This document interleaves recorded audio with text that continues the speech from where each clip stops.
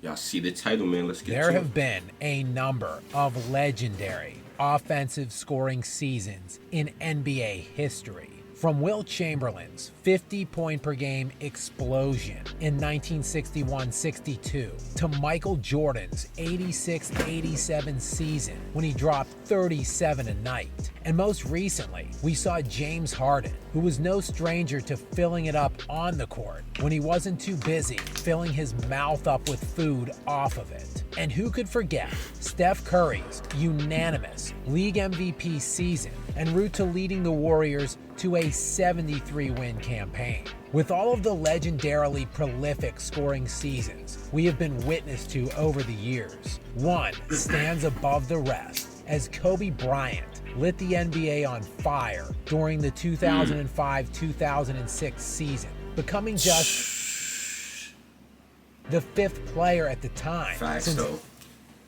And I think he averaged like 35, right? I think the league average during that decade was like 96 points. You know what I'm saying? 1946 so to average 35 points per game for a full scored season, and the first over 33%. in nearly 20 years since Jordan's 87-88 season. Kobe averaged 43 for an entire month, dropped 62 in 3/4 of a game, and poured in 81 points in an unforgettable video game-like performance against the Toronto Raptors. But to gain a full perspective on the season, you have to understand how it all started. Bryant at the time was just 2 years removed from arguably the worst loss of his entire career, losing in 5 games to a heavily underdog Detroit Pistons in the NBA Finals. The loss ended the 8-year Kobe and Shaq era, in which they largely ruled the NBA, going to 4 finals in their last 5 seasons together and winning 3 consecutive championships. The marriage between the two alphas ended badly, with rampant speculation swirling around the media that Kobe demanded Shaq be moved or else he himself would leave LA that summer in free agency.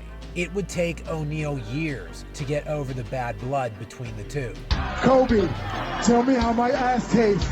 The Lakers ultimately ended up moving O'Neal to the Miami Heat for a package that ended up constituting one of the most laughable and embarrassing trades in NBA history. The Heat sent back Caron Butler, Lamar Odom, and Brian Grant. Throughout his career, Shaquille O'Neal went to 15 All-Star games and was named to 14 All-NBA teams. Butler, Grant, and Odom, meanwhile, combined to play 42 NBA seasons, making a total of 2 All-Star games while being selected to 0 All-NBA teams combined between the three. Seems like a great package by the Lakers front office. LA also decided to part ways with Phil Jackson that summer, signing Rudy Tomjanovich to a 5-year deal worth $30 million. 43 games into the ensuing season, however, Tomjanovich would retire, citing mental and physical exhaustion. Don't ever underestimate the heart of a champion. Not surprisingly, what would ensue in 2004-2005 was the worst season prime Kobe Bryant would ever have. Bryant would play in only 66 games of a possible 82 that season, and the Lakers would finish 34-48 on the year, missing the playoffs for the first time in Kobe's career. Heading into the 2005-2006 season, not much changed from a roster standpoint, as there were some holes in this roster. It's garbage! Aside from Bryant, the players to log at least 15 minutes per game for LA that year included Lamar Odom, Smush Parker, Kwame Brown, Chris Mim, Devin George, Luke Walton, Brian Cook, and Sasha Vujacic. You hear a lot of narratives about supporting casts for all-time great players and how many all-stars certain guys played with. That generally refers to players that made an all-star team in that particular season. Not only were there no all-stars in that season on this roster other than Bryant, these top 8 rotational players aside from Bryant combined to make exactly 0.0 total All-Star appearances ever for their entire careers. How many 27-year-old all-time greats in their absolute primes in NBA history had to deal with this kind of a roster? 0.0. Unsurprisingly, the Lakers stunk that year aside from Bryant, as he outscored the second leading scorer on this team by over 20 points per game. The impact of Kobe Bryant's effect on that roster and just how damn good he was that season can be fully illustrated in his on-off metrics. This evaluates the Lakers with Bryant on the floor and with Bryant off the floor. With Kobe on the floor, the Lakers had a 111 O rating or offensive rating. Offensive rating measures the amount of points a team scores per 100 possessions. The best offensive team in the NBA that season was the Dallas Mavericks, who also posted a 111 O rating. With Kobe off the floor, the Lakers had a 92 O rating. The worst offense in the NBA that year was the Portland Trail Blazers, who had a 101 offensive rating. So with Kobe on the floor, the Lakers were essentially the best offense in the NBA. With him off the floor, they scored 10 points per 100 possessions less than the worst team. Oh, I thought you were about to say 10 points per 100 possessions. And that's it. I'm about to say. In the NBA. With me, without me. With me, without me. That's an on-off differential of 19 points per 100 possessions, more than Steph Curry's unanimous MVP season, much more, at over 5 points per 100 possessions, and a differential higher than any single season LeBron James has ever played.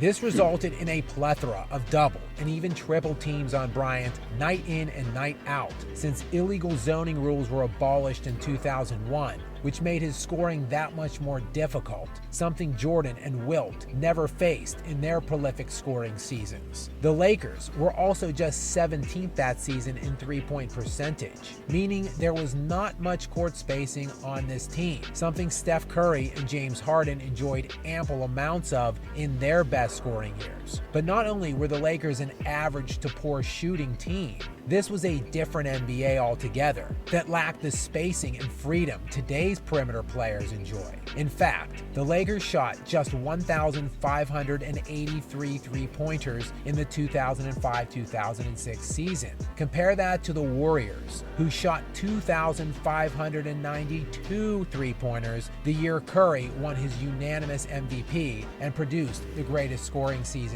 of his career. The final and potentially most important aspect of putting this season into context is the pace of play and rate of scoring during this season as compared to other all-time greats. When Chamberlain scored 50 points per game in the 1961-62 season, average nightly scoring that year was 119 per game, and an out-of-this-world 126 possession nightly NBA average. Comparing that to Kobe's season in 2005-2006, nightly scoring was only 97 per game on average, and there were just 90 possessions per game.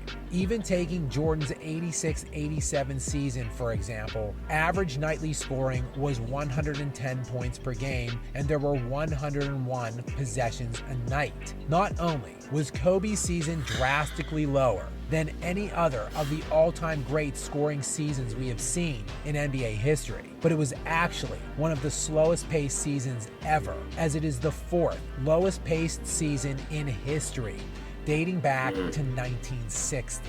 Despite all of this, Kobe was historically prolific this season, scoring 27 40-point games and accounting for nearly a quarter of the 108 27 40 balls is crazy. games league-wide that year. And of the 12 50-point games in the NBA that season, Kobe had 6 of them. The 81 points he scored on January 22nd, 2006 is still the second most ever, behind only Wilt Chamberlain's 100-point game in 1962. And as for load management, Yeah, he didn't really do that. Bryant played 80 games that season. And how did he manage to average 35 points, 5 rebounds, and 5 assists with such a dreadful lineup while taking only 2 games off all season? Well, he rested on defense.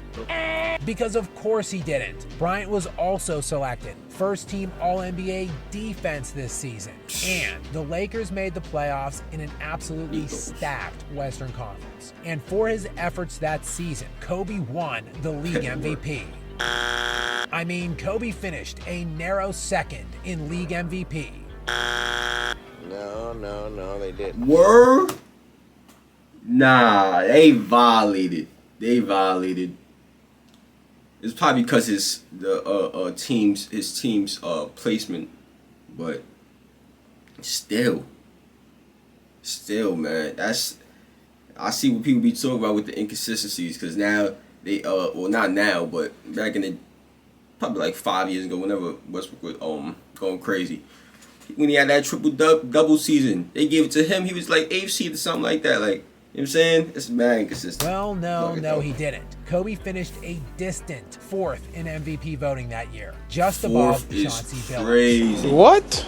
And people wonder why and how Kobe ended his career with only 1 league MVP. Breaking news, the media hated him. It is fundamentally difficult to quantify or compare different players in different eras. However, by normalizing pace down to a per-possession basis, factoring in league-wide defensive trends, and evaluating the supporting cast, it's really not that hard at all to see how Kobe Bryant produced the best scoring season we have ever seen. Sheesh. Dream was. Damn, it always goes to the next John. That shit get me tight. But if y'all enjoyed, y'all know what to do, man. Make sure you share the video with your peoples on your social media platforms. Click on the last reaction right here. Like the video, comment, and subscribe. I'm out of here, man.